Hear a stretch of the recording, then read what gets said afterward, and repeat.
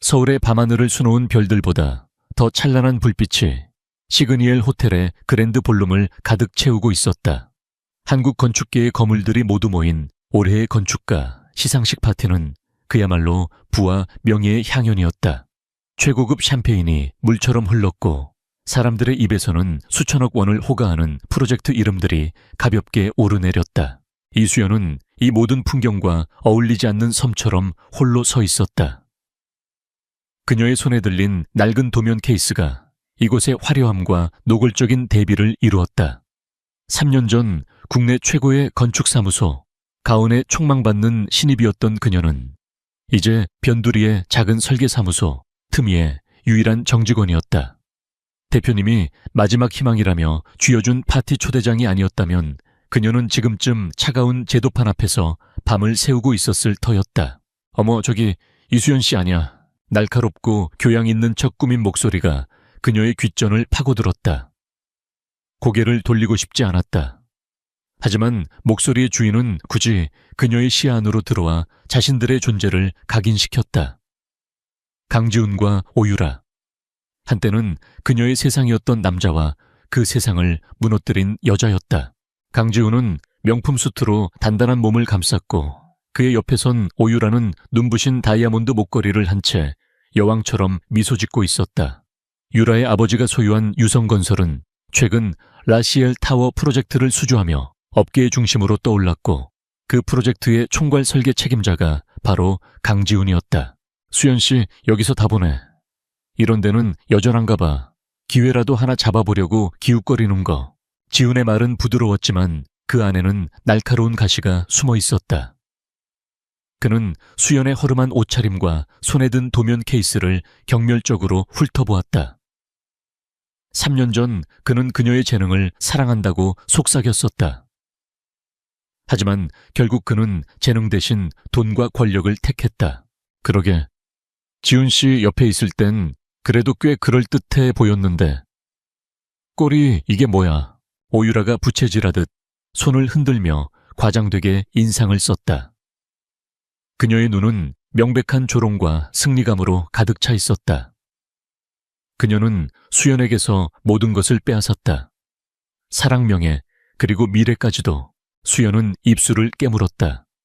심장이 얼음장처럼 차가워지는 것을 느꼈다. 여기서 무너지면 그들이 원하는 대로 되는 것이었다. 그녀는 최대한 감정을 지우고 차갑게 말했다. 비켜줄래? 너희랑 할 얘기 없어. 할 얘기가 왜 없어? 지훈이 한 발짝 다가서며 그녀의 앞을 막았다. 그의 눈빛은 과거의 애틋함은 온데간데 없이 지독한 우월감으로 번들거렸다. 네가 내 발목만 잡지 않았어도 난 더 빨리 이 자리에 올 수 있었어. 넌 내 인생의 오점이야, 이수연. 실력도 배경도 없는 주제에 자존심만 강한 멍청한 여자. 그 말이 비수가 되어 수연의 심장에 박혔다. 한때 서로의 꿈을 응원했던 순간들이 거짓말처럼 아득해졌다. 그녀의 눈시울이 뜨거워졌지만 필사적으로 눈물을 참았다. 주위 사람들이 수군거리며 그들을 쳐다보고 있었다. 완벽한 구경거리였다. 성공한 전 남자친구와 그의 화려한 약혼녀, 그리고 그들 앞에 선 초라한 전 여자친구. 그 오점이 지금 너희가 자랑하는 라시엘 타워의 기본 컨셉을 만들어줬다는 건 잊었나 보네, 강지훈 씨. 수연이 냉소를 머금고 반박했다. 라시엘 타워의 핵심 아이디어는 과거 수연이 지훈에게 보여주었던 졸업작품에서 비롯된 것이었다. 물론 그는 교묘하게 비틀어 자신의 것처럼 포장했다. 그녀의 말에 지훈의 얼굴이 순간 굳었다. 전곡을 찔린 것이다. 하지만 옆에 있던 오유라가 교활하게 웃으며 나섰다. 어머, 아직도 그런 미련을 못 버렸구나. 지훈 씨가 네 수준 낮은 아이디어에서 영감을 좀 얻었을 수도 있지. 그걸 이렇게 대단한 프로젝트로 키운 건 지훈 씨의 능력이고 우리 유성건설의 자본이야. 넌 그냥 씨앗 하나 던져놓고 열매는 우리가 다 따먹으니까 배 아픈 거지. 오유라는 들고 있던 와인잔을 우아하게 흔들었다. 핏빛처럼 붉은 와인이 잔 안에서 찰랑거렸다. 그녀는 수연의 도면 케이스를 턱으로 가리키며 물었다. 그건 뭐야? 아직도 그런 거 들고 다니면서 투자자라도 찾아다니나 봐, 불쌍하게. 어디 한번 구경이나 해볼까? 얼마나 대단한 디자인인지. 유라가 손을 뻗어도면 케이스를 낚아채려 했다. 수연은 본능적으로 케이스를 품에 끌어안았다. 이것만큼은 뺏길 수 없었다. 이것은 그녀의 마지막 자존심이자 유일한 희망이었다. 만지지 마. 수연의 단호한 저항에 오유라의 표정이 싸늘하게 굳었다. 그녀의 눈에 아기가 번득였다. 어머 미안. 순간 유라의 몸이 휘청하는 척하며 수연 쪽으로 기울었다. 그녀의 손에 들려있던 와인잔이 그대로 수연의 하얀 블라우스와 그녀가 필사적으로 끌어안고 있던 도면 케이스 위로 쏟아졌다. 붉은 와인이 하얀 종이 위로 섬뜩하게 번져나갔다. 수연이 밤을 새워가며 한 장 한 장 손으로 그린 섬세한 선들이 붉은 얼룩 아래 뭉개지고 있었다. 어떻게 손이 미끄러졌네. 오유라는 조금도 미안하지 않은 얼굴로 소리쳤다. 주변에서 작은 탄성이 터져 나왔다. 강지우는 그저 방관할 뿐이었다. 아니 그는 이 상황을 즐기고 있었다. 이수연이 철저하게 짓밟히는 모습을. 수연은 아무 말도 할 수 없었다. 시야가 흐려졌다. 옷이 젖는 차가운 감촉보다 심장이 찢어지는 고통이 더 컸다. 그녀의 꿈, 그녀의 마지막 희망이 눈앞에서 붉은 얼룩으로 번져 사라지고 있었다. 이제 모든 것이 끝났다는 절망감이 그녀를 덮쳤다. 사람들의 동정 어린 혹은 비웃는 듯한 시선이 사방에서 그녀를 찔렀다. 바로 그 순간이었다. 웅성거리던 파티장의 모든 소음이 거짓말처럼 멎었다. 마치 거대한 파도 앞에 선 것처럼 사람들이 좌우로 갈라지며 길을 열었다. 그 길의 끝에서 한 남자가 걸어 나오고 있었다. 권태하, TK그룹의 회장. 그는 왕처럼 군림하는 존재였다. 그의 이름 앞에서는 업계에 내로라 하는 거물들조차 고개를 숙였다. 그는 오늘 시상식의 주최자였지만 지금까지 단 한 번도 모습을 드러내지 않았었다. 그런 그가 지금 이 추문의 한복판으로 걸어 들어오고 있었다. 그의 발걸음은 느리고 침착했지만 그가 내뿜는 압도적인 존재감은 공간 전체를 지배했다. 그의 얼음처럼 차가운 시선은 그 누구에게도 머무르지 않고 오직 한 곳을 향해 있었다. 붉은 와인으로 얼룩진 채 망연자실하게 서 있는 이수연. 사람들은 숨을 죽였다. 강지훈과 오유라조차 자신들도 모르게 허리를 폈다. 권태하 회장이 왜 이쪽으로 오는지 그들은 이해할 수 없었다. 권태하는 마침내 수연의 바로 앞에 멈춰 섰다. 그는 그녀의 젖은 블라우스와 망가진 도면을 잠시 내려다보았다. 그의 얼굴에는 어떤 감정도 떠오르지 않아 그가 무슨 생각을 하는지 아무도 짐작할 수 없었다. 그는 말없이 자신의 재킷을 벗었다. 그리고는 몸을 숙여 수연의 어깨를 부드럽게 감싸주었다. 최고급 원단에서 나는 희미하고 서늘한 향기가 수연의 코끝을 스쳤다. 갑작스러운 온기에 수연은 놀라 고개를 들었다. 그녀의 텅 빈 눈동자에 무표정한 남자의 얼굴이 담겼다. 권태하는 천천히 고개를 들어 굳어버린 강지훈과 오유라를 바라보았다. 그의 목소리는 낮고 조용했지만 그랜드 볼룸의 모든 사람에게 들릴 만큼 명확했다. 내 아내에게 무슨 짓이지? 정적이 흘렀다. 시간이 멈춘 것 같았다. 아내라는 단어가 천둥처럼 사람들의 귓가를 울렸다. 강지훈의 얼굴은 하얗게 질렸고 오유라의 입은 경악으로 벌어졌다. 수연 역시 마찬가지였다. 그녀는 지금 이 상황을 전혀 이해할 수 없었다. 이 남자는 누구지 왜 나를 아내라고 부르는 거지. 그녀의 머릿속은 온통 혼란으로 가득 찼지만 자신을 감싸고 있는 남자의 단단한 팔과 서늘한 눈빛만이 유일한 현실처럼 느껴졌다. 권태하의 선언은 그랜드 볼룸의 화려한 공기 속에 박제된 나비처럼 얼어붙었다. 아무도 감히 숨을 쉬지 못했다. 수연은 자신을 감싼 남자의 단단한 팔과 서늘한 채취 속에서 현실감을 잃었다. 모든 것이 비현실적인 연극의 한 장면 같았다. 권태하는 사람들의 반응 따위는 안중에도 없다는 듯 수연의 어깨를 감싼 팔에 힘을 주어 그녀의 몸을 돌렸다. 가자. 그의 나지막한 한마디에 수연은 꼭두각시처럼 발을 옮겼다. 모세가 홍해를 가르듯 사람들이 그들 앞에서 길을 열었다. 경악, 호기심, 질투, 불신. 수많은 감정이 담긴 시선들이 투창처럼 날아와 등에 박혔지만 권태하가 만들어낸 서늘한 보호막 안에서는 그 어떤 것도 그녀에게 닿지 못하는 듯했다. 그녀는 무의식적으로 고개를 돌려 강지훈과 오유라를 보았다. 두 사람은 방금 유령이라도 본 듯 하얗게 질린 얼굴로 그 자리에 못 박혀 있었다. 특히 오유라의 얼굴은 승리감으로 반짝이던 방금 전과 달리 굴욕과 분노로 흉하게 일그러져 있었다. 그 표정을 보는 순간 수연의 심장 한구석에서 얼음 같던 절망을 녹이는 작은 불꽃이 피어올랐다.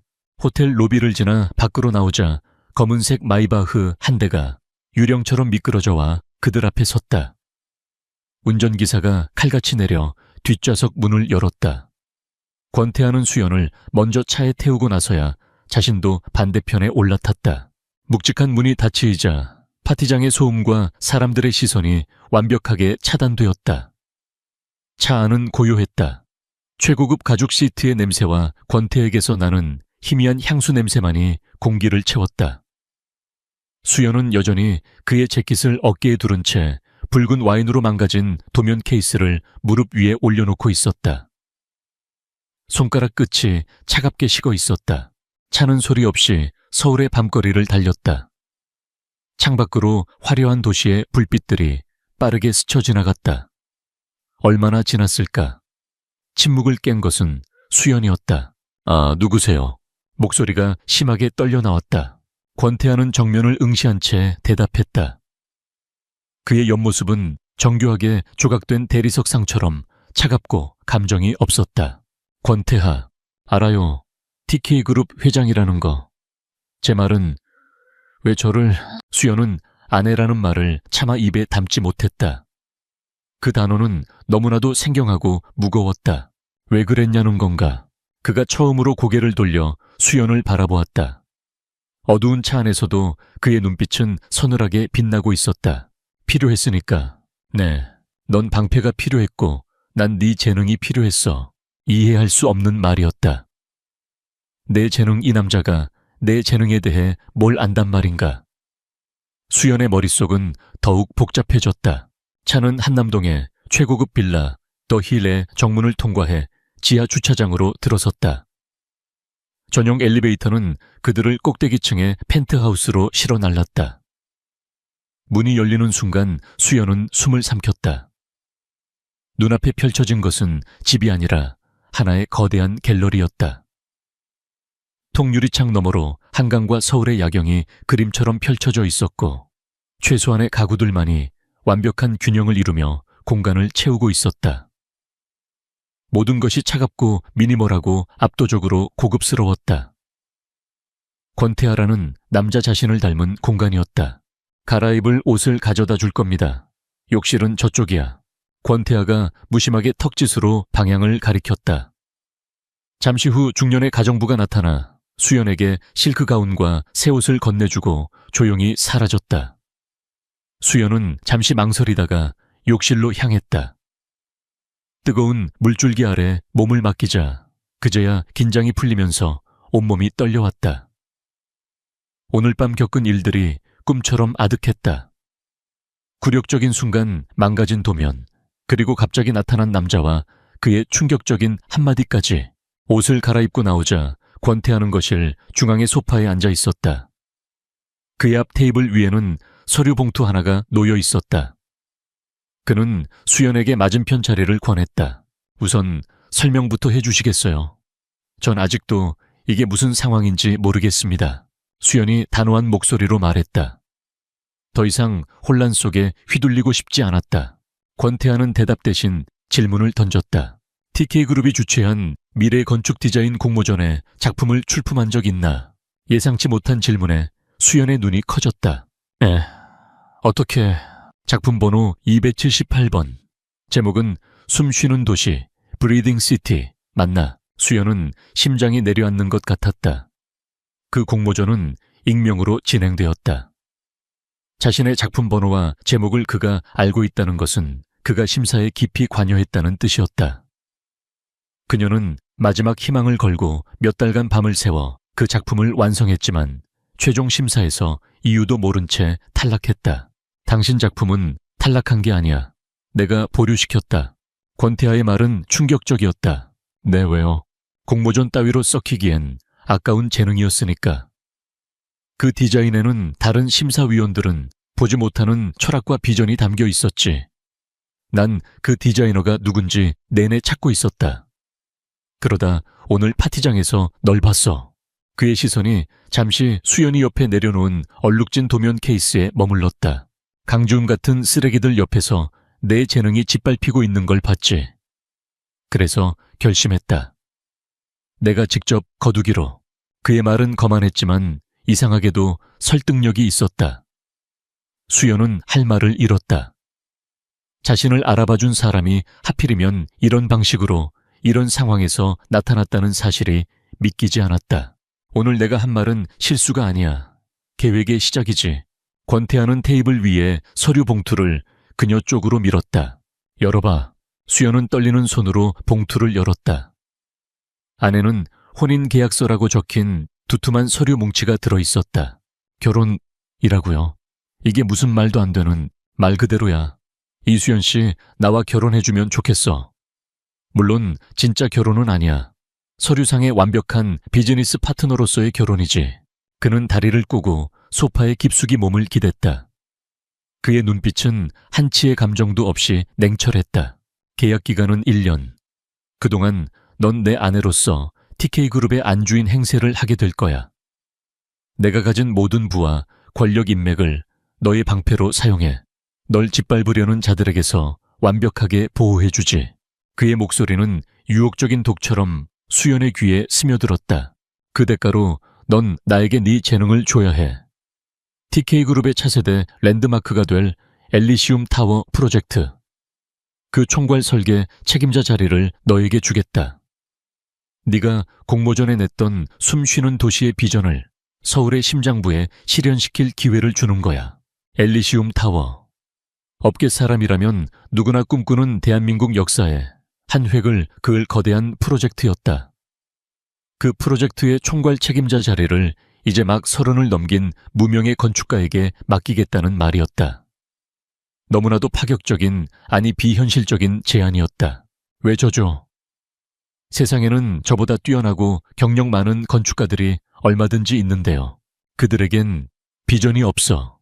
하지만 너에겐 있어. 난 내 이름을 걸고 짓는 건물에 평범한 영혼을 담고 싶지 않아. 난 너의 날 것 그대로에 길들여지지 않은 천재성을 원한다. 권태하는 잠시 말을 멈췄다가 결정타를 날렸다. 그리고 이건 너에게 최고의 복수가 될 거야. 강지훈과 오유라가 평생을 바쳐도 오르지 못할 자리에서 그들을 발 아래로 내려다볼 수 있게 해주지. 네가 버려진 오점이 아니라 그들이 감히 탐낼 수도 없었던 보석이었다는 걸 증명할 기회야. 복수. 그 단어가 수연의 가슴에 박혔다. 붉은 와인에 젖어 뭉개져 버린 도면, 자신을 경멸하던 강지훈의 눈빛, 조롱하던 오유라의 웃음소리가 눈앞에 생생하게 떠올랐다. 이대로 주저앉아 그들의 승리를 지켜볼 수는 없었다. 하지만 이것은 악마와의 거래와도 같았다. 자신의 일년을, 자신의 이름을 파는 것이었다. 자존심이 허락하지 않았다. 제가 왜 당신을 믿어야 하죠? 수연이 마지막 남은 이성으로 물었다. 날 믿을 필요는 없어. 이 계약서를 믿으면 돼. 그는 계약서의 특정 조항을 손가락으로 가리켰다. 계약 기간 동안 수연의 완벽한 신변 보호 프로젝트에 대한 정원 위임, 그리고 계약 종료 시 지급될 엄청난 액수의 위자료와 성공 보수 비밀 유지 조항까지. 모든 것이 한치의 오차도 없이 완벽하게 계산된 비즈니스 거래였다. 수연은 오랜 시간 동안 침묵했다. 그녀의 머릿속에서 수만 가지 생각이 충돌했다. 자존심과 복수심, 두려움과 희망이 뒤엉켜 그녀를 혼란스럽게 만들었다. 권태하는 그녀를 재촉하지 않고 묵묵히 기다려 주었다. 마침내 수연은 결심한 듯 고개를 들었다. 그녀의 눈에 더 이상 망설임이나 두려움은 없었다. 대신 모든 것을 건 사람 특유의 차갑고 단단한 결의가 서려 있었다. 그녀는 테이블 위로 손을 뻗어 펜을 집었다. 좋아요. 하겠어요, 그 결혼. 사각하는 소리와 함께 계약서 위로 그녀의 이름 이수연 세 글자가 선명하게 새겨졌다. 다음 날 아침 대한민국은 발칵 뒤집혔다. 온라인 뉴스 포털과 소셜미디어는 권태하의 아내라는 키워드로 도배되었다. 간밤의 파티에서 찍힌 권태하가 이수연의 어깨를 감싸고 있는 흐릿한 사진이 일파만파 퍼져나갔다. 언론사들은 이수연이라는 인물의 신상을 파헤치기 위해 혈안이 되었다. 곧 그녀의 초라한 배경이 만천에 드러났다. 명문대 건축과를 수석으로 졸업했지만 3년 전 돌연업계 최고 회사에서 퇴사한 후 지금은 이름 없는 작은 사무소에서 일하고 있다는 것. 부모님은 어릴 적 돌아가셨고 변변한 친척 하나 없다는 사실까지. 모든 정황은 하나의 자극적인 스토리를 가리키고 있었다. 흙수저 신데렐라 재벌 회장을 낚았다. 이게 다 무슨 소리야. 말도 안 돼. 오유라는 자신의 펜트하우스 거실에 태블릿 PC를 집어 던졌다. 화면에는 이수연을 현대판 신데렐라로 묘사하는 기사가 떠 있었다. 강지우는 착잡한 표정으로 소파에 앉아 있었다. 간밤의 충격에서 아직 헤어나오지 못한 모습이었다. 저 여우 같은 년. 언제부터 권태하를 꼬신 거야? 지훈 씨, 당신은 정말 아무것도 몰랐어. 오유라의 날카로운 목소리에 강지훈은 움찔했다. 내가 어떻게 알아? 나랑 헤어진 후로는 연락 한 번 한 적 없어. 그럼 이게 말이 된다고 생각해? 권태하가 어떤 사람인데 고작 저런 여자한테 빠져서 공개적으로 내 아내라고 발표를 해. 분명 이수연이 무슨 짓을 한 거야. 약점이라도 잡았거나 아니면 오유라는 말을 잊지 못했지만 그녀의 눈은 끓어오르는 질투와 분노로 이글거렸다.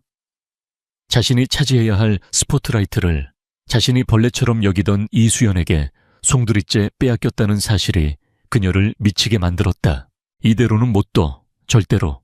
오유라는 자신의 인맥을 총동원하기 시작했다. 그녀의 아버지가 소유한 언론사를 통해 이수연을 교활한 꽃뱀으로 몰아가는 기사들이 하나둘씩 올라오기 시작했다. 이수연이 학창시절부터 남자를 이용하는 데 능했으며 강지훈을 버린 것도 권태하라는 더 큰 물고기를 잡기 위해서였다는 식의 악의적인 소문들이었다. 여론은 순식간에 그녀에게 등을 돌렸다. 같은 시각 이수연은 권태하의 펜트하우스에서 낯선 아침을 맞이했다. 어젯밤 늦게까지 계약서의 세부 조항을 검토하고 서명을 마친 뒤 그녀는 게스트룸에서 잠이 들었다. 눈을 뜨자마자 그녀를 맞이한 것은 TK그룹의 스타일팀이었다. 오늘부터 사모님의 스타일링을 책임질 팀입니다. 그들은 수연을 마네킹처럼 다루었다. 수십 벌의 명품 옷과 구두 가방들이 그녀 앞에 펼쳐졌다. 그녀의 긴 머리는 세련된 단발로 잘려나갔고 여튼 화장은 그녀의 본래 이목구비를 더욱 지적으로 돋보이게 만들었다. 거울 앞에 선 자신의 모습이 너무나도 낯설었다. 이럴 필요까지는 수연이 어색하게 말하자 마침 드레스룸으로 들어서던 권태하가 차갑게 말했다. 필요해. 이제부터 당신의 외모는 TK그룹의 브랜드 이미지와 직결돼. 대중은 당신의 실력보다 겉모습을 먼저 보고 판단할 테니까. 그들의 편견을 역이용하는 거야. 그의 말에는 일말의 따뜻함도 없었다. 모든 것이 철저한 비즈니스였다. 수연은 더 이상 아무 말도 하지 않고 그들의 손길을 받아들였다. 이건 역시 계약의 일부였다. 오후 2시 TK그룹 본사 대강당에서 긴급 기자회견이 열렸다. 엘리시움 타워 프로젝트 총괄 설계 책임자 발표라는 공식적인 이름이 붙었지만 모두가 진짜 목적이 무엇인지 알고 있었다. 수백 명의 기자들이 몰려들어 인산인해를 이루었다. 수연은 무대 뒤에서 마른 입술을 축였다.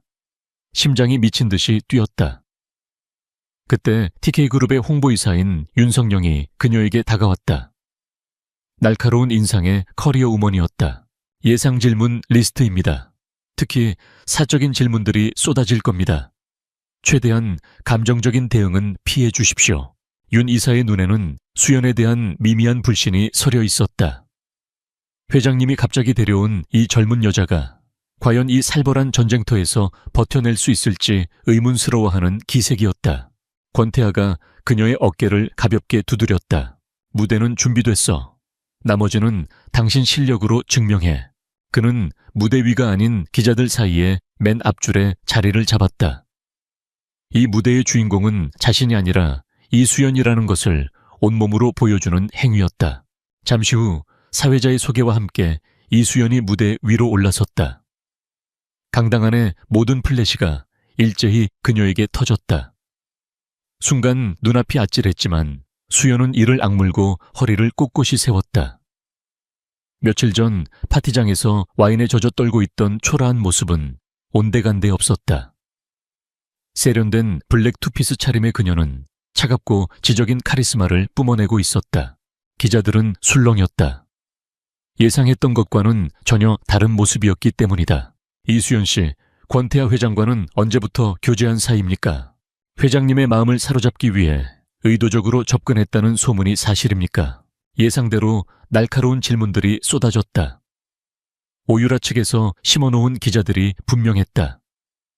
수연은 마이크를 잡고 잠시 숨을 골랐다. 그리고는 차분하게 입을 열었다. 오늘 이 자리는 엘리시움 타워 프로젝트를 위한 자리입니다. 사적인 질문에는 답하지 않겠습니다. 회피하는 겁니까? 무명의 건축가가 수조 원대 프로젝트를 맡게 된 것에 대한 대중의 의혹을 풀어줄 책임이 있다고 생각하지 않으십니까? 한 기자가 악의적으로 소리쳤다. 강당 안의 공기가 팽팽해졌다. 수연은 그 기자를 똑바로 바라보았다. 그녀의 눈빛은 흔들리지 않았다. 의혹은 말로 푸는 것이 아니라고 생각합니다. 저는 건축가입니다. 건축가는 자신의 작품으로 말해야죠. 그녀는 더 이상의 질문을 허락하지 않고 뒤를 돌아 스크린을 가리켰다. 지금부터 여러분이 가진 모든 의혹에 대한 저의 대답을 보여드리겠습니다. 강당의 조명이 어두워지고 거대한 스크린에 엘리시움 타워, A City That Breathes라는 문구가 떠올랐다. 수연의 목소리가 강당 전체에 울려 퍼졌다. 그녀는 더 이상 스캔들의 주인공 이수연이 아니었다. 그녀는 건축가 이수연이었다. 그녀는 막힘없이 자신의 비전을 설명하기 시작했다. 기존의 마천루들이 부와 권력을 과시하는 닫힌 성이었다면 엘리시움 타워는 도시와 함께 숨쉬고 시민들에게 열린 공간이 될 것이라고 말했다. 빌딩 전체를 휘감는 수직 정원 빗물을 정화하여 빌딩 전체에 용수로 사용하는 친환경 시스템, 그리고 저층부를 상업시설이 아닌 시민들을 위한 공원과 도서관으로 개방하겠다는 파격적인 아이디어까지. 그녀의 설명에 맞춰 스크린에는 눈부신 3D 렌더링 이미지들이 펼쳐졌다. 그것은 단순한 건물이 아니었다. 살아 숨쉬는 유기체였고 미래 도시의 청사진이었다. 기자들은 저도 모르게 숨을 죽이고 화면에 빠져들었다. 전문적인 건축 용어들이 그녀의 입을 통해 시처럼 흘러나왔고 건축에 대한 그녀의 깊은 애정과 뜨거운 열정이 고스란히 전해졌다. 발표가 끝났을 때 강당 안에는 잠시 정적이 흘렀다. 그 정적을 깬 것은 한 기자의 나지막한 감탄사였다. 아, 대단하다. 그 말을 신호탄으로 우레와 같은 박수 소리가 터져 나왔다. 그것은 가십에 대한 예의상의 박수가 아니었다. 한 천재 건축가의 압도적인 비전에 대한 진심 어린 경의의 표현이었다. 질의응답 시간이 되자 분위기는 180도 바뀌어 있었다. 더 이상 그녀의 사생활을 묻는 기자는 없었다. 수직 정원의 유지 보수 시스템에 대해 더 자세히 설명해 주실 수 있습니까? 저층부 공공화는 수익성을 악화시킬 수 있는데 어떤 대안을 가지고 계십니까? 모든 질문이 그녀의 작품에 대한 것이었다. 수연은 모든 질문에 막힘없이 논리적이고 자신감 있게 답변했다. 같은 시각 강지훈과 오유라는 사무실에서 생중계를 지켜보고 있었다. 그들의 얼굴은 분노를 넘어 경악으로 굳어 있었다. 오유라는 믿을 수 없다는 듯 중얼거렸다. 저게 정말 이수연이야. 강지훈은 아무 말도 하지 못했다. 그는 알고 있었다. 저것이 진짜 이수연의 모습이라는 것을. 자신이 질투하고 두려워해서 애써 외면했던 그녀의 압도적인 재능이 지금 온 세상에 드러나고 있었다. 기자회견이 성공적으로 끝나고 수연은 무대 뒤로 내려왔다. 긴장이 풀리면서 다리가 후들거렸다. 그때 권태아가 그녀에게 다가왔다. 그는 아무 말 없이 그녀를 바라보았다. 그의 무표정한 얼굴 뒤에 어떤 생각이 숨겨져 있는지 알 수 없었다. 잠시 후 그가 나지막이 입을 열었다. 나쁘지 않았어. 그것이 전부였다. 하지만 그 어떤 화려한 칭찬보다도 그 한마디가 수연의 마음에 깊이 와닿았다. 그가 자신을 아내가 아닌 건축가로서 인정해 주었다는 의미였기 때문이다. 이게 시작이야. 권태아가 덧붙였다. 그의 눈빛은 더 먼 곳을 보고 있는 듯 했다. 수연은 조용히 고개를 끄덕였다. 그렇다. 이것은 이제 겨우 시작일 뿐이었다. 복수의 시작이자 자신의 모든 것을 되찾기 위한 첫걸음이었다. TK그룹 40층에 위치한 엘리시움 타워. 프로젝트팀 전용 사무실은 이수연에게 주어진 새로운 세상이었다. 햇살이 쏟아져 들어오는 넓은 공간, 최첨단 장비들, 그리고 대한민국 최고의 엘리트들로 구성된 팀원들까지. 불과 며칠 전 어둡고 비좁은 틈 사무소에서 홀로 밤을 새우던 것이 아득한 과거처럼 느껴졌다. 물론 처음부터 모든 것이 순조롭지는 않았다. 팀원들은 회장님의 낙하산이라는 꼬리표를 달고 나타난 젊은 총괄 책임자를 노골적으로 경계했다. 하지만 수연은 변명하거나 군림하려 들지 않았다. 그녀는 오직 실력으로 자신을 증명했다. 밤낮을 가리지 않고 도면에 몰두했고 팀원 한 명 한 명의 의견에 귀를 기울였으며 막히는 부분이 있을 때마다 누구도 생각지 못한 창의적인 해결책을 제시했다. 그녀의 순수한 열정과 압도적인 재능 앞에서 팀원들의 불신은 점차 경외감으로 바뀌어갔다. 어느덧 수연은 프로젝트의 완벽한 리더로 자리 잡았다. 일에 몰두하는 동안에는 강지훈과 오유라에 대한 생각도 잊을 수 있었다. 상처가 아물고 있는 것 같았다. 하지만 그 상처는 골마 터지기 위해 잠시 숨어 있었을 뿐이었다. 그날도 수연은 모두가 퇴근한 사무실에 홀로 남아 있었다. 경쟁사 프로젝트들을 분석하던 중 그녀는 무심코 유성건설 라 시엘 타워의 기획 기사를 클릭했다. 화려한 조감도와 함께 프로젝트의 총괄 설계자인 강지훈의 인터뷰가 실려 있었다. 그는 도심 속 하늘과 소통하는 혁신적인 설계라며 자신의 아이디어를 자랑스럽게 떠벌리고 있었다. 수연은 기사를 읽어 내려가다 말고 숨을 멈췄다. 화면에 떠있는 건물의 단면도 모든 세대가 최적의 채광을 받을 수 있도록 건물을 비틀어 올린 나선형 구조, 그리고 그 하중을 지탱하는 독특한 형태의 가사에 브레이스 시스템, 머리를 망치로 얻어맞은 듯한 충격이 밀려왔다. 저건 내 디자인이었다. 5년 전 그녀가 대학을 졸업하며 제출했던 졸업작품의 핵심 아이디어와 정확히 일치했다. 당시 그녀는 공생 심비오시스이라는 제목으로 자연과 인간이 공존하는 주거 공간을 제안했었다.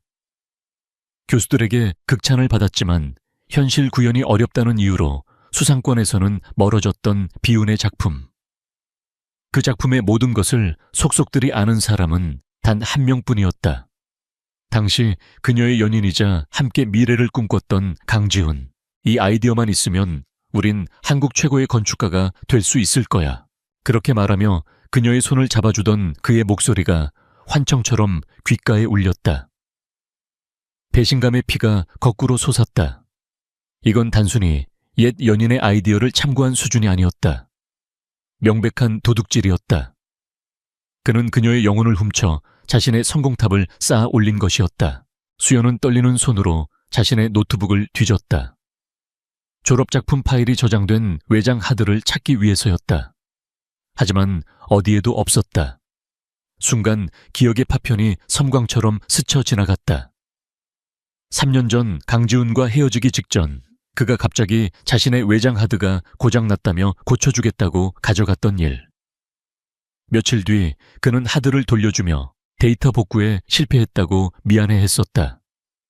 그때는 그의 말을 조금도 의심하지 않았다. 모든 것이 계획된 범죄였다는 사실에 온몸에 소름이 돋았다. 그녀는 복수심보다 더 깊은 절망감에 휩싸였다. 증거가 없었다. 심증만 있을 뿐 그가 자신의 디자인을 훔쳤다는 것을 증명할 방법이 없었다. 며칠 동안 수연은 일에 집중할 수 없었다. 팀원들은 그녀가 평소와 다르다는 것을 눈치챘지만 아무도 감히 묻지 못했다. 그녀의 불안정한 상태는 권태아의 눈을 피할 수 없었다.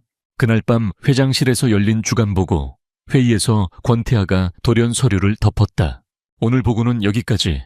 그는 다른 임원들을 모두 내보내고 수연과 단둘이 남았다. 무거운 침묵이 흘렀다. 무슨 일이지? 권태아가 먼저 입을 열었다. 그의 목소리는 여전히 차가웠지만 그 안에는 날카로운 통찰력이 담겨 있었다. 아무 일도 아닙니다. 내 프로젝트에 영향을 미치고 있어. 당신 개인적인 문제가 뭔지 말해. 그의 단도직입적인 말에 수연은 더 이상 숨길 수 없다고 판단했다. 그녀는 잠시 망설이다가 강지훈의 라시엘 타워 기사와 자신이 기억을 더듬어 급하게 그린 졸업작품의 스케치를 나란히 그의 앞에 펼쳐놓았다. 그리고 외장 하드에 대한 이야기까지 모든 것을 털어놓았다. 이야기를 듣는 동안 권태아는 아무런 표정 변화도 보이지 않았다. 수연은 그가 개인적인 감정 싸움에 회사를 끌어들이지 말라고 차갑게 말할 것이라 예상했다. 하지만 그의 반응은 예상과 달랐다. 그는 잠시 동안 두 개의 도면을 번갈아 쳐다보더니 나지막이 말했다. 이건 더 이상 당신 개인의 문제가 아니야. 네, 만약 이게 사실이라면 유성건설은 도둑질한 설계로 서울의 새로운 랜드마크를 짓고 있는 셈이야. TK그룹의 엘리시움 타워 바로 옆에. 이건 우리 그룹의 자존심과도 직결된 문제다. 그는 즉시 비서실에 전화를 걸었다. 김 비서, 지금 바로 내 사무실로 와. 잠시 후 그림자처럼 조용한 남자가 회장실로 들어섰다. TK그룹의 해결사이자 기업정보팀을 총괄하는 김 비서였다. 권태아는 김 비서에게 두 개의 도면을 보여주며 간단하게 명령했다. 강지훈 그리고 유성건설의 라시엘 타워 프로젝트. 처음부터 끝까지 전부 다 파헤쳐. 입찰 과정, 자재 납품업체 시청 인허가 기록. 먼지 한 톨까지 남기지 말고. 김 비서는 말없이 고개를 숙이고 사무실을 나갔다. 그의 등장은 권태아가 이 일을 단순한 해프닝이 아닌 전쟁으로 인식했다는 의미였다. 그는 수연의 방패가 되어주는 것을 넘어 그녀와 함께 싸울 검을 뽑아든 것이었다. TK그룹의 정보팀은 무섭도록 유능했다. 며칠 만에 첫 번째 균열이 발견되었다. 라시엘 타워의 시공사 입찰 과정은 비정상적으로 빠르게 진행되었고 유성건설보다 훨씬 낮은 가격을 제시한 경쟁사들이 의문투성이의 이유로 탈락했다. 곧이어 유성건설의 비자금 계좌에서 나온 뭉칫돈이 프로젝트 인허가를 담당했던 시청 고위 간부의 차명 계좌로 흘러들어간 흔적이 포착되었다. 명백한 뇌물수수의 증거였다. 하지만 진짜 문제는 다른 곳에서 터져 나왔다. 회장님, 더 심각한 것을 발견했습니다. 김 비서가 긴급히 보고한 내용은 충격적이었다. 라시엘 타워의 핵심 골조에 사용될 고강도 철근을 납품하는 업체가 오유라의 외삼촌이 운영하는 신생회사라는 것이었다. 그리고 그 회사는 최근 품질이 현저히 떨어지는 중국산 저가 철근을 대량으로 수입한 뒤 국산 제품으로 위장하여 납품한 정황이 드러났다. 설계 도면에 명시된 기준 강도에 한참 미치지 못하는 자재였다. 만약 저 철근으로 건물을 짓는다면 라시엘 타워는 겉만 번지르르한 시한폭탄이 될 터였다. 이건 단순한 비리를 넘어 수많은 사람들의 목숨을 담보로 한 끔찍한 범죄였다. 그날 밤 수연과 권태아는 회장실에서 심각한 표정으로 보고서를 검토했다. 창밖은 어두웠지만 누구도 퇴근할 생각을 하지 않았다. 어떻게 이런 짓을 수연이 믿을 수 없다는 듯 중얼거렸다. 아무리 돈과 성공에 눈이 멀었다 해도 건축가로서 최소한의 양심마저 버린 강지훈의 모습에 환멸을 느꼈다. 권태하는 말없이 서류를 넘기고 있었다. 그때 수연의 배에서 작은 소리가 났다. 긴장과 스트레스 속에서 하루 종일 아무것도 먹지 못했다는 사실을 깨달았다. 권태하가 그 소리를 들었는지 조용히 수화기를 들었다. 간단한 식사 좀 올려보내. 잠시 후 김이 모락모락 나는 죽과 간단한 반찬이 들어왔다. 먹어. 괜찮습니다. 이 싸움은 길어질 거야. 쓰러지고 싶지 않으면 먹어둬. 그의 단호한 말에 수연은 더 이상 거절하지 못하고 숟가락을 들었다. 따뜻한 죽이 목을 타고 넘어가자 꽁꽁 얼어붙었던 몸과 마음이 조금 풀리는 듯했다. 두 사람은 말없이 식사를 했다. 어색한 침묵 속에서 권태하가 불쑥 물었다. 왜 건축가가 됐지? 처음으로 듣는 그의 사적인 질문이었다. 수연은 잠시 생각에 잠겼다가 담담하게 대답했다. 어릴 때 살던 집이 아주 작고 낡았어요. 비가 오면 천장에서 물이 샜죠. 그때 생각했어요. 사람들을 비바람으로부터 안전하게 지켜주고 그 안에서 행복한 기억을 쌓을 수 있는 공간을 만들고 싶다고. 그녀의 대답에 권태하는 아무런 평을 하지 않았다. 하지만 수연은 느낄 수 있었다. 그의 서늘한 눈빛 속에 아주 잠깐 부드러운 무언가가 스쳐 지나갔다는 것을. 그들의 관계가 단순한 계약 관계를 넘어 조금씩 다른 색으로 물들기 시작한 순간이었다. 김 비서가 최종 보고서를 들고 들어온 것은 자정이 넘은 시각이었다. 강지훈과 유성건설의 비리를 입증하는 모든 증거들이 테이블 위에 펼쳐졌다. 이제 칼자루는 완벽하게 그들의 손에 넘어왔다.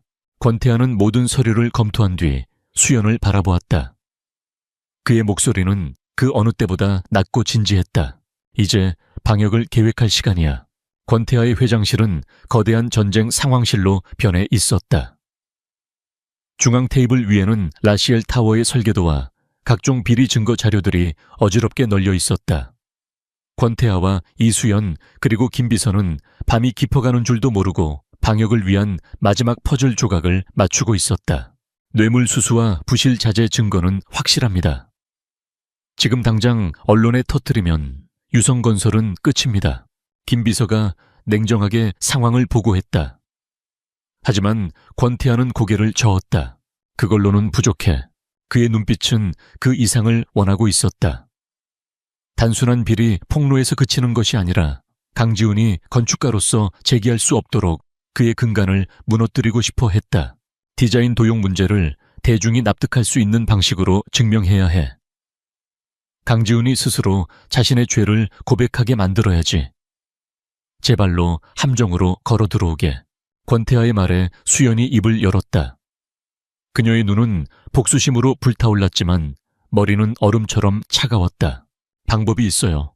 그녀는 테이블 위에 놓인 자신의 졸업작품 스케치 하나를 가리켰다. 그것은 건물의 하중을 분산시키는 매우 복잡하고 실험적인 구조 설계도였다. 이건 제 졸업작품의 핵심 구조 설계예요.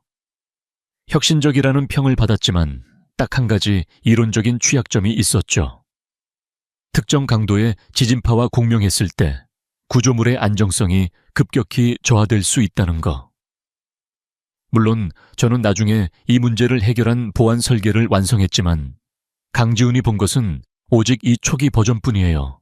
그 취약점은 너무나도 전문적이고 미세해서 원 설계자가 아니라면 결코 찾아낼 수 없는 수준의 것이었다. 완벽한 미끼였다. 강지훈은 지금 엘리시움 타워에 대한 모든 것을 주시하고 있을 거예요. 제가 가진 전부를 빼앗았다고 생각하면서도 한편으로는 불안하겠죠. 제 재능을 그 자신이 가장 잘 아니까. 수연의 목소리에 차가운 확신이 서려 있었다. 그에게 엘리시움 타워의 구조 설계도에 바로 그 취약점이 있는 것처럼 정보를 흘리는 거예요. 그는 분명 미끼를 물 겁니다. 저를 짓밟고 자신의 우월함을 증명할 절호의 기회라고 생각할 테니까요. 권태하의 입가에 희미한 미소가 떠올랐다. 완벽한 계획이었다. 작전은 즉시 실행에 옮겨졌다. TK그룹의 정보팀은 업계 가십으로 유명한 한 중소 엔지니어링 블로그에 엘리시움 타워의 초기 구조 설계도라며 조작된 파일을 유출했다. 파일에는 수연이 말한 그 이론적 취약점이 교묘하게 포함되어 있었다. 동시에 익명의 건축 평론가들을 통해 엘리시움 타워의 안정성에 대한 의문을 제기하는 루머가 온라인 커뮤니티를 중심으로 퍼져나가기 시작했다. 수연과 권태하의 관계도 작전을 계획하고 실행하는 과정에서 더욱 단단해졌다. 그들은 더 이상 단순한 계약 파트너가 아니었다. 같은 목표를 향해 등을 맞대고 싸우는 전우에 가까웠다. 어느 늦은 밤 피로에 지쳐 잠시 소파에 기댄 수연에게 권태하가 따뜻한 커피를 건넸다. 후회는 없나? 그의 뜬금없는 질문에 수연은 잠시 그를 바라보았다. 제 꿈을 훔쳐간 사람이에요. 제 직업적 양심을 걸고서라도 바로 잡아야 해요. 후회는 없어요. 그녀의 단호한 대답에 권태하는 아무 말 없이 고개를 끄덕였다. 그는 그녀의 눈 속에서 복수심 너머에 있는 건축가로서의 굳건한 자존심과 정의감을 보았다. 그녀는 그가 생각했던 것보다 훨씬 더 강하고 빛나는 사람이었다. 모든 것은 그들의 예상대로 흘러갔다. 강지훈은 유출된 설계도와 루머를 접하고 처음에는 반신반의했다. 하지만 설계도를 분석하던 그는 경악을 금치 못했다. 과거 이수연의 졸업작품에서 보았던 바로 그 구조, 그리고 그가 유일하게 알고 있던 치명적인 약점. 그것이 엘리시움 타워의 설계도에 그대로 들어가 있었다. 매 옹청한 년. 역시 한계가 있었던 거야. 강지훈의 입가에 비열한 미소가 번졌다. 불안감은 순식간에 오만함으로 바뀌었다. 이것은 하늘이 준 기회였다. 이수연을 대중 앞에서 공개적으로 망신시키고 TK그룹의 거대 프로젝트를 좌초시킬 수 있는 완벽한 한방. 그는 당장 오율에게 달려가 이 사실을 알렸고 오율아는 그의 어깨를 두드리며 영웅이라도 되는 듯 치켜 세웠다. 함정을 터뜨릴 무대는 완벽한 타이밍에 마련되었다. 대한민국 건축계를 총망라하는 전국 건축 포럼이 코엑스에서 개최될 예정이었다. 그 포럼의 마지막 세션인 대한민국 건축의 미래 패널 토론에 이수연과 강지훈이 나란히 패널로 초청된 것이다. 생방송으로 전국에 중계되는 모두의 이목이 집중된 자리였다. 포럼 당일 강지훈이 만반의 준비를 하는 동안 권태하의 팀은 마지막 증거를 확보했다. 부실 철근 납품업체에서 양심의 가책을 느낀 내부 고발자가 나타나 자재시험 성적서 조작 원본 파일과 납품 장부 사본을 넘긴 것이다. 이제 모든 준비는 끝났다. 호랑이의 목에 방울을 다는 일만 남았다. 포럼 현장은 뜨거운 열기로 가득했다. 수많은 카메라와 건축계 인사들이 자리를 메웠다. 이수연은 담담한 표정으로 자신의 발표를 마쳤다. 그녀의 발표는 여전히 훌륭했지만 사람들의 관심은 다른 곳에 있었다. 엘리시움 타워의 안정성 루머에 대한 진실. 패널 토론이 시작되고 사회자가 마침내 모두가 기다리던 질문을 던졌다. 이수연 건축가님, 최근 세간에 떠도는 엘리시움 타워의 구조적 결함, 루머에 대해 어떻게 생각하십니까? 모든 카메라가 일제히 수연에게 향했다. 바로 그 순간 기다렸다는 듯이 강지훈이 마이크를 가로챘다. 제가 한 말씀 드려도 되겠습니까? 그는 비장한 표정으로 자리에서 일어났다. 마치 정의의 사도라도 된 듯한 모습이었다. 저 역시 한 사람의 건축가로서 시민의 안전과 관련된 문제를 그냥 넘어갈 수는 없었습니다. 저 또한 그 루머를 접하고 유출된 설계도를 검토해 보았습니다. 그리고 매우 심각한 문제를 발견했습니다. 장내가 술렁였다. 강지훈은 이목이 자신에게 집중되자 더욱 의기양양해졌다. 그는 준비해온 프레젠테이션 파일을 대형 스크린에 띄웠다. 화면에는 그가 발견한 엘리시움 타워의 구조적 취약점이 붉은색으로 선명하게 표시되어 있었다. 보시는 바와 같이 엘리시움 타워의 내진 보강 시스템에는 치명적인 설계 오류가 존재합니다. 특정 주파수의 지진파가 발생할 경우 이 건물은 수직으로 붕괴할 수도 있습니다. 이런 초보적인 실수를 한 설계는 그는 말을 멈추고 경멸적인 시선으로 수연을 쳐다보았다. 한마디로 자격 미달입니다. 강당하는 충격으로 얼어붙었다. 기자들은 미친 듯이 카메라 셔터를 눌러댔다. 강지훈이 제시한 내용은 너무나도 구체적이고 전문적이어서 모두가 그의 말을 믿는 듯했다. 그는 완벽한 승리를 예감했다. 하지만 몇몇 원로 건축가들의 표정은 어딘가 미심쩍었다. 강지훈이 지적한 오류는 너무나도 교과서적인 동시에 현실에서는 거의 일어날 수 없는 극단적인 조건의 것이었기 때문이다. 모두의 시선이 다시 수연에게 쏠렸다. 그녀는 어떤 표정을 짓고 있을까? 절망 분노하지만 그녀의 얼굴에는 그 어떤 감정도 떠오르지 않았다. 그녀는 그저 조용하고 차분한, 심지어는 약간의 동정심마저 느껴지는 눈빛으로 강지훈을 바라보고 있었다. 천천히 그녀가 자신의 앞에 놓인 마이크를 들어 올렸다. 강당 전체에 그녀의 차분한 목소리가 울려 퍼졌다. 강지훈 건축가님의 상세한 분석 잘 들었습니다. 그녀는 잠시 말을 멈추었다. 모두가 숨을 죽였다. 그런데 한 가지 문제가 있네요.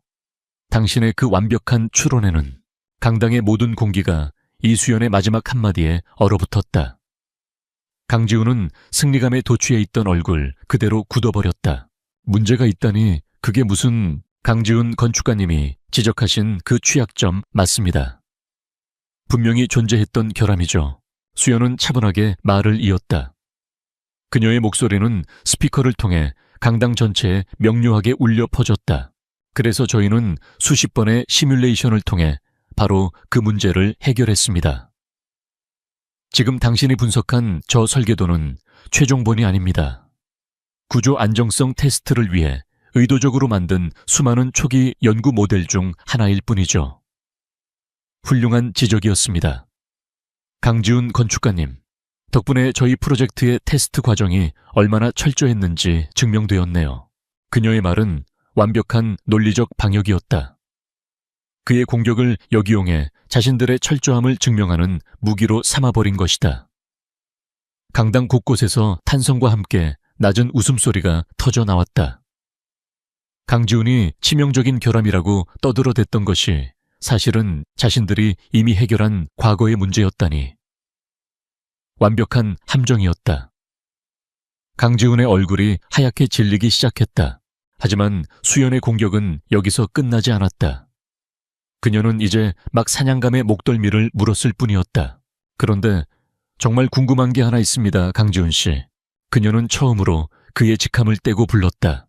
어떻게 그 취약점을 그렇게 정확히 알고 있었죠? 그건 교과서에도 나오지 않는 지극히 특수한 케이스입니다. 공교롭게도 5년 전 제 졸업작품에서 다루었던 핵심 난제와 정확히 일치하는데 말이죠. 수연이 손짓하자 대형 스크린의 화면이 바뀌었다. 한쪽에는 강지훈이 띄웠던 엘리시움 타워의 가짜 설계도가, 다른 한쪽에는 수연의 낡은 졸업작품 스케치가 나란히 떠올랐다. 누가 봐도 명백한 소름 끼치도록 똑같은 구조였다. 제 담당 교수님을 제외하고는 단 한 사람만이 이 설계의 상세 내용을 본 적이 있습니다. 그리고 공교롭게도 바로 그 사람이 제 유일한 디지털 파일이 담겨 있던 외장 하드가 갑자기 고장나자 고쳐주겠다며 가져갔었죠. 물론 그 하드는 영원히 복구되지 못했지만 그녀의 시선이 칼날처럼 날아가 강지훈에게 박혔다. 대답해 보시죠, 강지훈 씨. 당신 대체 어떻게 그 내용을 알고 있었습니까? 강지훈은 아무 말도 하지 못했다. 그의 입술이 파르르 떨렸다. 사방에서 수백 개의 카메라 렌즈가, 수천 개의 눈동자가 자신을 향해 조여오는 것 같았다. 완벽하게 걸려들었다. 거짓말이야. 저 여자가 날 모함하는 거라고. 그가 궁지에 몰린 쥐처럼 소리쳤다. 객석 맨 앞줄에 앉아있던 오유라가 벌떡 일어나 손가락질을 하며 고함을 질렀다. 맞아요. 증거도 없이 사람을 도둑으로 몰다니 명예훼손으로 고소하겠어. 포럼은 순식간에 난장판으로 변했다. 기자들은 이 자극적인 상황을 놓치지 않으려는 듯 셔터를 눌러댔다. 바로 그 순간이었다. 틱 하는 소리와 함께 강당의 모든 조명이 꺼지고 오직 대형 스크린만이 환하게 빛을 발하기 시작했다. 모든 소음이 멎었다. 권태하가 자신의 자리에서 조용히 스마트폰을 터치한 결과였다. 무대 위 아수라장의 한복판에 서 있던 강지훈과 객석의 오유라는 스크린에서 흘러나오는 영상에 그대로 얼어붙고 말았다. 영상은 차갑고 건조한 내레이션과 함께 시작되었다. 첫 번째, 뇌물 수수. 유성건설의 유령회사가 시청 간부의 차명 계좌로 거액을 송금한 내역이 날짜와 함께 스크린에 떠올랐다. 뒤이어 해당 간부가 라시엘타워 인허가는 문제없도록 처리하겠습니다. 라고 말하는 음성 파일이 강당 전체에 울려 퍼졌다. 두 번째, 부실 자재. 중국산 저가철근의 수입 신고서, 그리고 그 철근을 국산으로 위장한 납품 장부가 차례로 화면을 채웠다. 곧이어 유성건설의 철근 납품업체 내부 고발자의 모자이크 처리된 인터뷰 영상이 나타났다. 저희가 납품한 철근은 기준 강도의 60%밖에 미치지 못합니다. 저걸로 건물을 지으면 그냥 무너져 내릴 겁니다. 이건 살인 행위입니다. 그의 떨리는 목소리가 모두의 심장을 서늘하게 만들었다. 스크린에는 수조 원짜리 시한폭탄 라시엘 타워라는 붉은색 자막이 섬뜩하게 박혔다. 객석에 앉아있던 오유라의 아버지 유성건설의 오 회장이 가슴을 부여잡고 쓰러지듯 몸을 숙였다. 오유라는 비명조차 지르지 못한 채 하얗게 질린 얼굴로 스크린을 바라볼 뿐이었다. 그리고 마침내 마지막 영상이 재생되었다. 세 번째, 결정적 증거. TK그룹의 디지털 포렌식 팀이 강지훈의 옛 컴퓨터에서 복원해낸 파일 하나가 화면에 떠올랐다. 최종 졸업작품 이수연. DWG. 파일 생성 날짜는 5년 전으로 선명하게 찍혀 있었다. 강지훈이 훔친 바로 그 파일이었다. 완벽한 마침표였다. 영상이 끝나고 강당의 조명이 다시 환하게 켜졌다. 잠시 동안 숨막히는 정적이 흘렀다. 그리고 그 정적은 곧이어 엄청난 폭발음 같은 소란으로 바뀌었다. 기자들이 고함을 치며 무대 위로 몰려들었고 카메라 플래시가 미친 듯이 터졌다. 강지훈은 무대 중앙에 홀로 서 있었다. 모든 것이 끝났다는 것을 깨달은 사람의 텅 빈 얼굴이었다. 사기꾼 도둑 그리고 잠재적 살인자.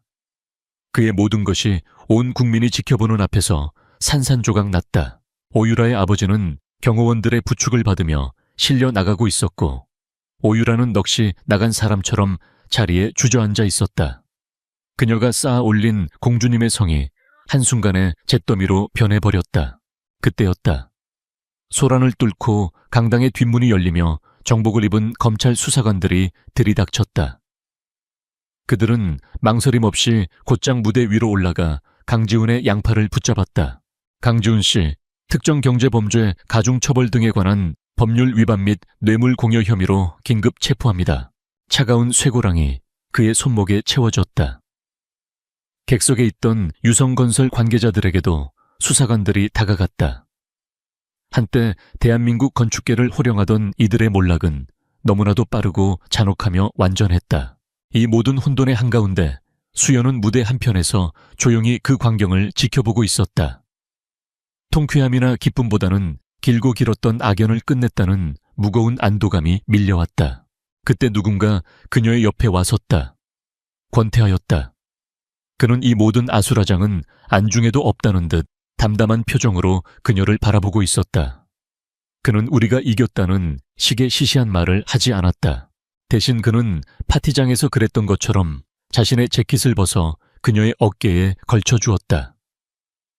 사방에서 터지는 카메라 플래시와 이 추악한 광경으로부터 그녀를 지켜주려는 듯한 조용하고 단단한 보호막이었다. 두 사람은 아무 말 없이 함께 무너져 내리는 제국을 바라보았다. 그들을 둘러싼 세상은 혼돈에 휩싸여 있었지만 나란히 선 두 사람의 주위에는 기묘한 고요함이 흘렀다. 모든 것이 끝나고 모든 것이 새로 시작되는 순간이었다. 폭풍이 지나간 자리는 고요했다. 전국 건축 포럼에서 벌어진 충격적인 사건은 대한민국을 며칠 동안 떠들썩하게 만들었다. 유성건설은 부도 처리되었고 오 회장 일가는 수조 원대 분식회계와 비자금 혐의로 검찰 조사를 받게 되었다. 시한폭탄 LRCL 타워 프로젝트는 전면 백지화되었다. 강지훈은 사기 뇌물 공여, 업무상 배임, 그리고 건축법 위반 등 수많은 혐의가 적용되어 법정 최고형에 가까운 징역을 선고받고 사회에서 완전히 매장되었다. 그 추악한 몰락의 반대편에서 이수연은 영웅처럼 떠올랐다. 거대 권력의 비리를 파헤친 용감한 건축가, 자신의 신념을 지킨 천재 디자이너. 세상의 모든 스포트라이트가 그녀에게 쏟아졌다. 각종 건축 전문지의 표지를 장식했고 유수의 방송사에서 인터뷰 요청이 쇄도했다. 그녀가 총괄하는 엘리시움 타워는 대한민국에서 가장 주목받는 건축물이 되었다. 수연은 그 모든 소란 속에서도 흔들리지 않았다. 그녀는 묵묵히 자신의 자리로 돌아가 다시 설계 도면에 몰두했다. 그녀에게 중요한 것은 세상의 평가가 아니었다. 어린 시절의 꿈이었던 사람들을 위한 따뜻하고 안전한 공간을 완성하는 것, 그것뿐이었다. 시간은 흘러 계절이 바뀌었다. 서울의 스카이라인에는 하루가 다르게 솟아오르는 엘리시움 타워의 위용이 드러나기 시작했다. 수연은 더 이상 과거의 상처에 얽매이지 않았다. 그녀는 자신의 이름과 실력으로 완벽하게 일어섰다. 자신감과 평온함이 그녀의 얼굴에 자리 잡았다. 하지만 그녀의 마음 한구석에는 새로운 종류의 불안감이 조용히 싹트고 있었다. 권태아와의 1년간의 계약 결혼이 끝나가고 있었다. 사건이 마무리된 후 두 사람 사이에는 미묘한 거리감이 생겼다. 그들은 여전히 같은 펜트하우스에 살았지만 대화는 대부분 엘리시움 타워 프로젝트에 대한 업무적인 이야기뿐이었다. 함께 싸우며 뜨거워졌던 파트너십은 다시 차갑고 정중한 비즈니스 관계로 돌아간 듯 했다. 서로가 계약의 끝을 의식하고 있다는 것을 알았지만 누구도 먼저 그 이야기를 꺼내지 않았다. 수연은 조용히 이별을 준비했다. 권태하는 그녀에게 은인이었다. 그가 없었다면 지금의 자신도 없었을 것이다. 그에 대한 감정은 단순한 감사를 넘어 존경으로, 그리고 어느새 그보다 더 깊은 무언가로 변해 있었다. 하지만 그녀는 감히 그 마음을 드러낼 수 없었다. 시작이 계약이었던 관계였다. 여기서 감정을 고백하는 것은 계약 조건을 넘어서는 월권 행위이며 결국 자신을 신데렐라라고 조롱했던 사람들의 말이 맞았다고 인정하는 꼴이 될 터였다. 그녀는 프로젝트가 안정되면 조용히 펜트하우스를 떠나 그에게서 독립하여 온전한 자신의 삶을 살아갈 계획이었다. 그것이 그들의 계약을 가장 완벽하게 마무리하는 방법이라고 믿었다. 권태아 역시 혼란스럽게는 마찬가지였다. 모든 것이 계획대로였다. 그는 이수연이라는 최고의 인재를 얻었고 눈에 가시 같던 경쟁사를 완벽하게 무너뜨렸다. 계약은 성공적이었고 이제 깔끔하게 마무리만 하면 되었다. 그런데 그는 그 마무리를 하고 싶지 않았다. 언제부터였을까? 차가운 비즈니스 상대로만 여겼던 그녀가 그의 세상에 스며들기 시작한 것이 무대 위에서 자신의 비전을 열정적으로 설명하던 모습, 밤늦도록 도면과 씨름하던 진지한 얼굴, 그리고 함께 작전을 계획하며 보여주었던 날카로운 지성. 그는 그녀의 재능뿐만이 아니라 이수연이라는 사람 그 자체에 매료되었다. 모든 것을 통제하고 예측할 수 있다고 믿었던 그의 인생에 처음으로 나타난 예측 불가능한 변수였다. 계약서에 명시되지 않은 이 감정을 그는 어떻게 처리해야 할지 알 수 없었다. 계약 만료를 일주일 앞둔 저녁이었다. 수연이 짐을 정리하고 있다는 것을 눈치챈 권태아가 먼저 입을 열었다. 오늘 저녁 같이 갈 곳이 있어. 그가 말한 장소는 펜트하우스가 아니었다. 거의 완공을 앞둔 엘리시움 타워의 최상층 스카이 라운지였다. 두 사람은 공사용 엘리베이터를 타고 123층으로 올라갔다.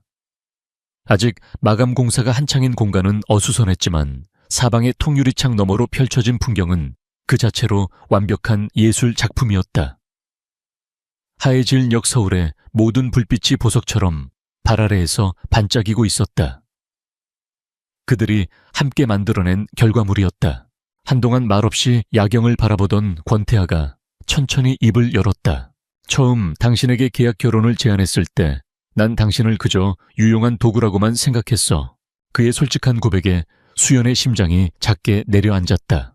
당신의 재능이 필요했고 당신의 복수심을 이용하면 최고의 결과물을 얻을 수 있을 거라고 계산했지. 모든 것이 비즈니스였어. 그는 몸을 돌려 수연을 똑바로 바라보았다. 그의 눈빛은 그 어느 때보다 진지하고 깊었다. 하지만 난 틀렸어. 당신과 함께 일하고 싸우고 시간을 보내면서 깨달았어.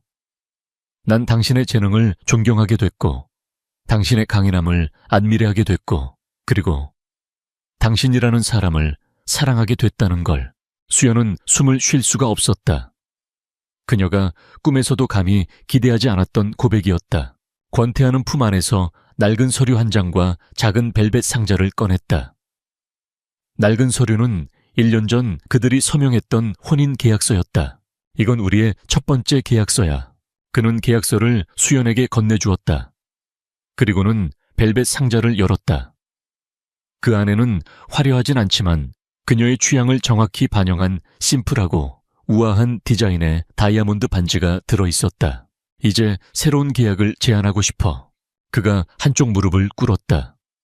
냉철한 제왕의 모습은 온데간데 없었다. 오직 한 여자에게 사랑을 고백하는 한 남자의 모습만이 남아있었다.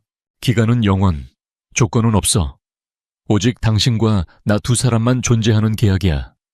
이수연 씨 나와 진짜 결혼해주겠습니까? 수연의 눈에서 뜨거운 눈물이 흘러내렸다. 지난 시간들의 모든 아픔과 서름, 그리고 홀로 견뎌왔던 외로움이 그 눈물과 함께 씻겨 내려가는 것 같았다. 그녀는 고개를 숙여 눈물을 닦는 대신 환하게 웃으며 대답했다. 네, 할게요, 기꺼이. 권태아가 그녀의 손가락에 반지를 끼워주었다. 꼭 맞는 반지가 저녁 노을에 반사되어 영롱하게 빛났다. 그는 자리에서 일어나 그녀를 부드럽게 끌어안았다. 1년 후 엘리시움 타워의 그랜드 오프닝 파티가 열렸다. 대한민국 모든 명사들이 모인 그 자리에서 가장 빛나는 두 사람이 있었다. 이제는 명실상부한 대한민국 최고의 건축가로 우뚝 선 이수연과 그녀의 곁을 든든하게 지키는 남편 권태하였다. 두 사람은 파티의 소음을 뒤로하고 그들이 처음 마음을 확인했던 최상층 스카이 라운지로 올라왔다. 1년 전과 같은 자리에서 그들은 완성된 도시의 야경을 내려다보았다. 우리가 해냈네요. 수연이 권태하의 어깨에 기대며 속삭였다. 아니, 권태하가 그녀의 손을 잡으며 대답했다. 우리가 이제 시작하는 거지. 그들의 눈앞에 펼쳐진 도시의 불빛처럼 두 사람의 미래도 찬란하게 빛나고 있었다. 폭풍은 완전히 지나갔고 길고 아름다운 새벽이 밝아오고 있었다.